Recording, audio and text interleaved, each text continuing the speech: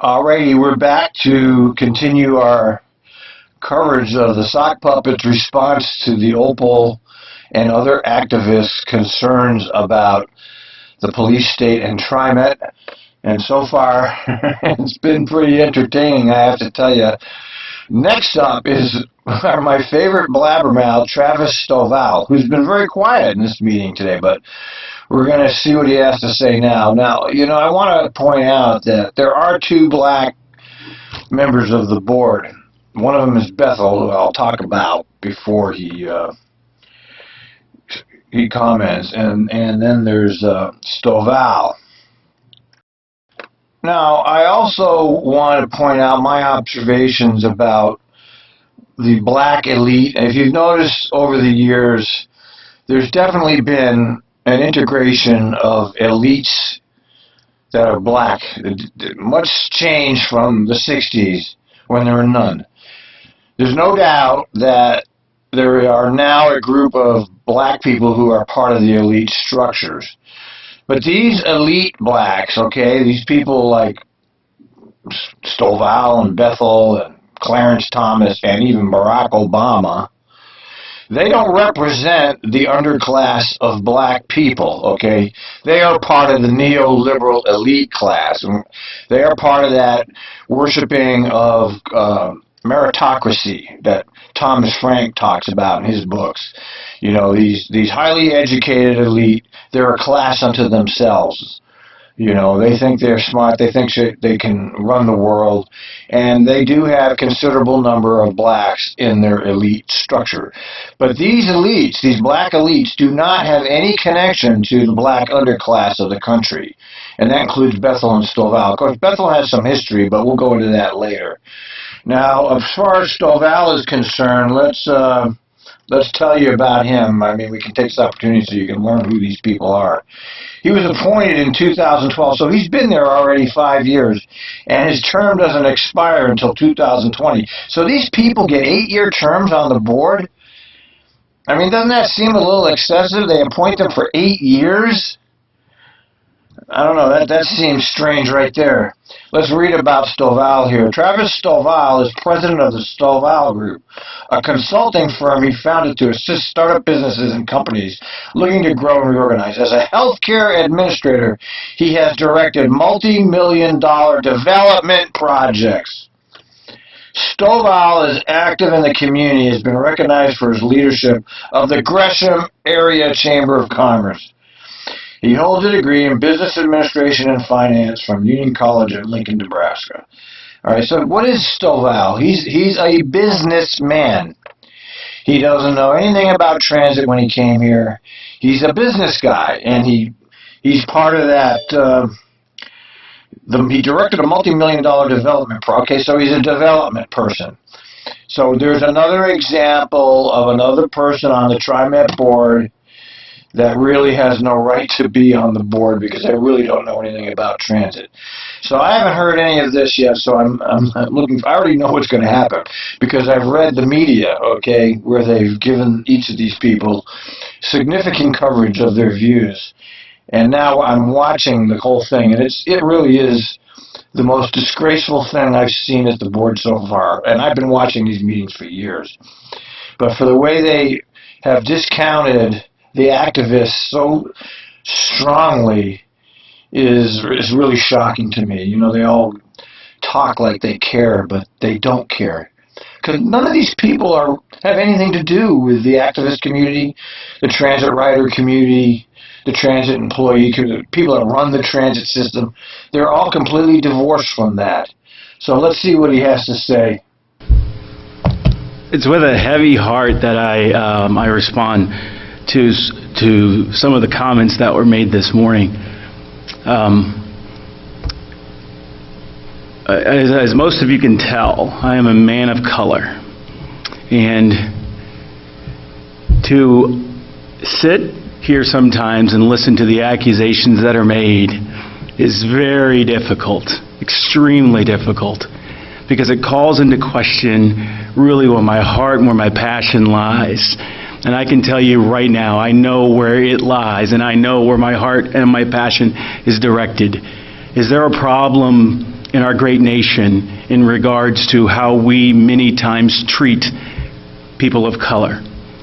Well, that answer is yes. I live it, I experience it every single day. And what sometimes pains me gravely is when people use us as examples to push forward an agenda that they have not lived. Whoa.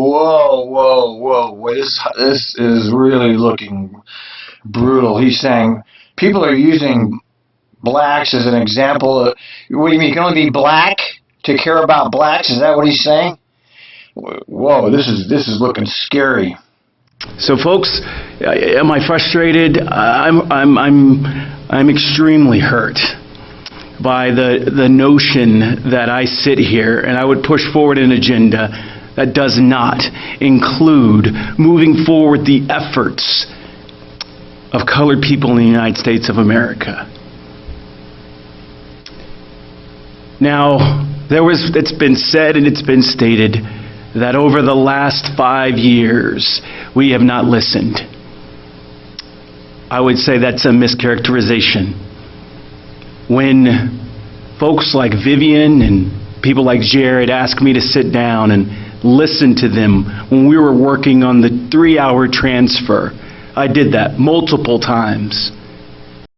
You know, I think this guy is getting ready to run for some kind of political office because he's definitely very good at the way he talks. Let me remind people who don't pay attention to this material that Trimet strung out that 1.5-hour transfer deal for over a year and a half. I think it was 2 years before they allowed that to happen. I mean, they took their sweet time. They dragged it out as long as they could, and then they finally gave Opal a stop. They gave him an extra half hour of time.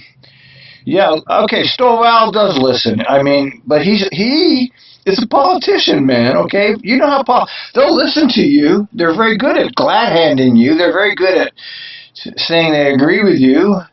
They're very good at talking to you to make you think that they're on your side, but they're a lying piece of shit. They basically don't give a damn what you think, but they know how to present to you that they care. That's how people like Trump got in for it. He presented like he cared. He didn't care. He was no different from any other politician. They're all the same. They play with you. They play with you emotionally. And Stovall is good at that. That's why I think Stovall is going to be running for something eventually. To say that we did not listen to our riderships, our stakeholders, and move forward with an effort to expand the transfer times would be incorrect and inaccurate.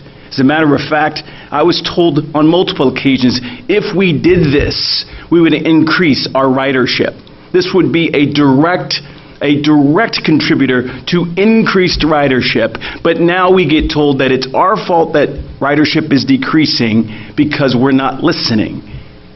It's really good stuff.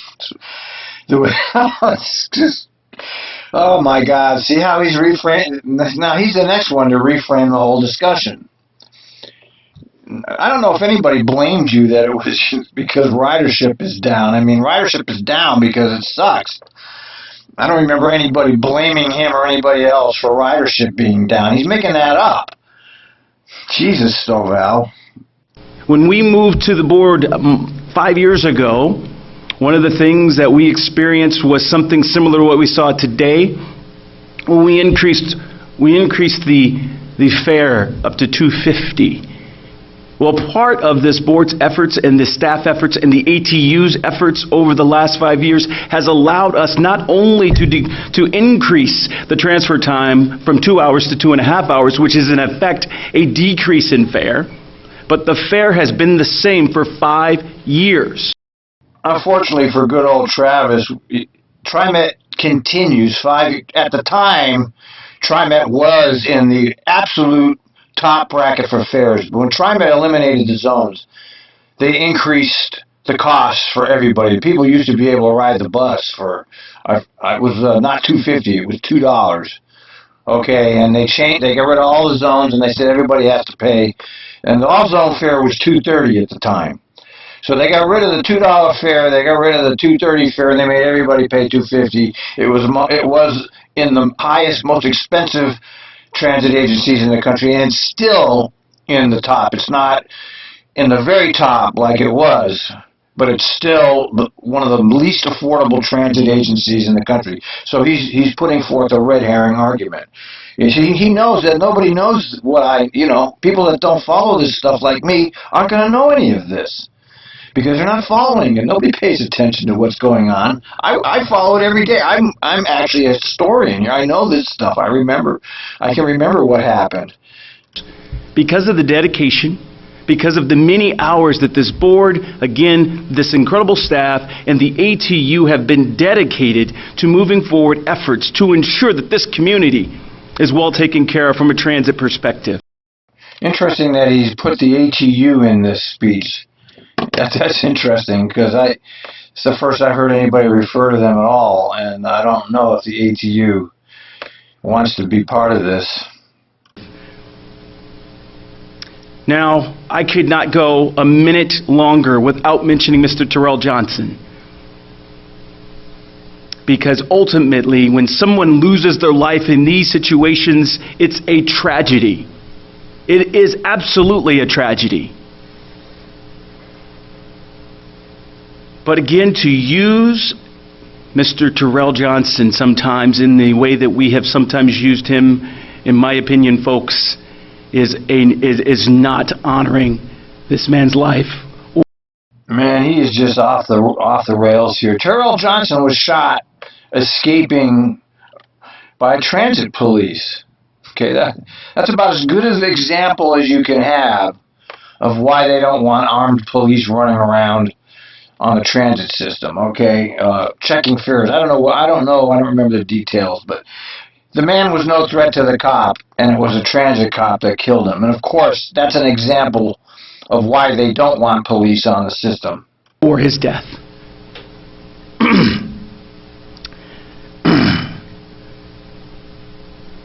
I know my fellow board members. I know them well. I've shared with them. I've spent time with them. We've had heartaches together.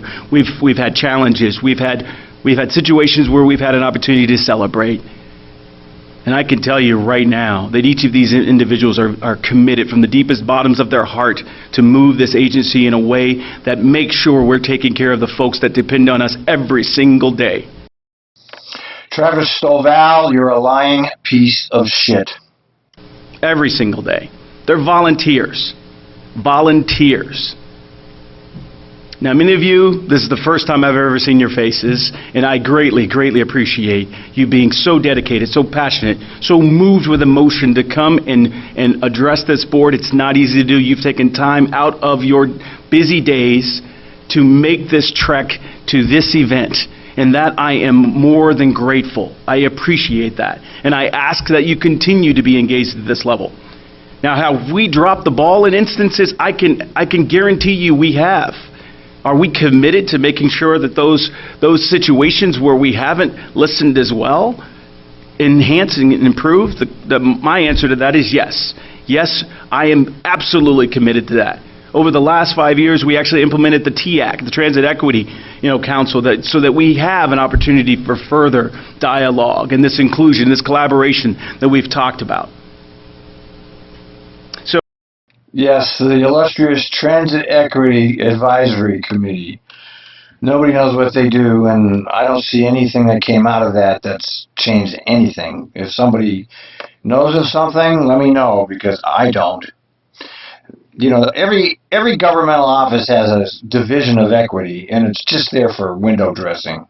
So as I wrap my comments up, I can tell you right now, you have your perspective of who I am and what I've done and the things that we look to move forward, and I know I have to wake up every single morning, I have to come to this meeting, I have to look every single one of you in the eye and know that I'm making decisions that are going to move this organization forward in a way that does, in my opinion, one focused thing. That is giving the people of our community, our stakeholders, our riders, the ability to move from poverty to prosperity and maintain that, to give people access to jobs, because that is the pure way that we are going to raise our folks to a level that they can contribute to society and they can get a living wage to support themselves and their families. Oh, transit moves people from poverty to prosperity. I don't think so. God, this guy is so full of phony platitudes and bullshit. Like I said hard to watch these people. There's the hypocrisy is so extreme, and they're just blatantly. Oh man, I don't know. It's hard to watch them. I just have a hard time listening to this. Boy. That's what I'm passionate about. That's what I've seen. You know, in some situations, folks like myself who are African Americans, especially African American males, who make it out of inner city, very troubled situations, sometimes look back and say, you know, I've made it out so everybody else can. Well, I will tell you right now, I do not hold that belief. Not everybody, absolutely not everybody has the same opportunities. I use one word when I talk about getting out of the inner city, and that's luck. Absolutely luck. All right, well, that's the first thing he said that I actually respect, and I think he actually knows it. I think he actually realizes it's luck. Almost all of life is luck, really, when you get right down to it. If you think you can be born in a poverty-stricken family and make it in the world, you know, you're born in a family that's on drugs. Just look at the studies. No, it's a myth that you can work yourself out of poverty. It doesn't happen very often. It wasn't my own volition. It wasn't anything that I did. Someone gave me an opportunity. Someone saw a possibility, and they gave me that. I have lost numerous friends to gun violence. I know what it's like to lose people, not just friends, but also relatives. I've been there. I still exist in this arena of violence, and I can tell you it's my deepest passion to see it end. So, with that, I want to again thank everybody for coming out. Huey, thank you for your leadership with Opal and BRU. I thank everybody for your dedication, for your commitment to coming out and sharing what your thoughts are with us, with the deep passion and emotion that you've come to us with.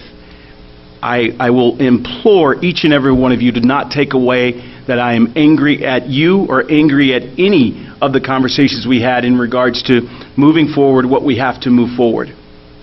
But more so, my discontent comes from a deep feeling of cognitive dissonance, where I sit here and I listen to what I'm being accused of and know down deep inside that that is not true, that I am absolutely committed, that I work tirelessly to ensure everything that you've presented is what we are working on doing.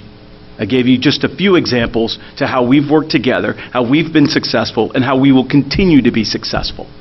So, with that, I do not see the building of the detention center as an extension of the efforts to either hold down or continue to go after people of color.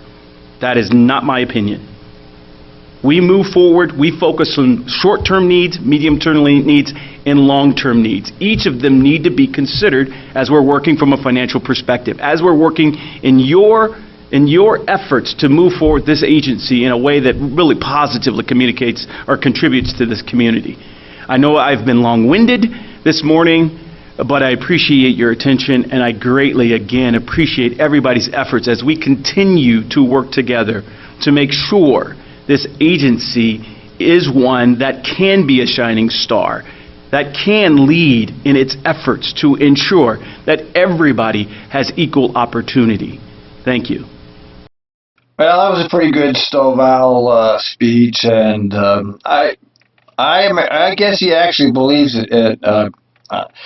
When you really think about this whole jail thing, they just don't understand why this has occurred, because there's been all of these fear operations where people get off the trains and they're funneled into a chute, and they're treated like they're goddamn second-class citizens.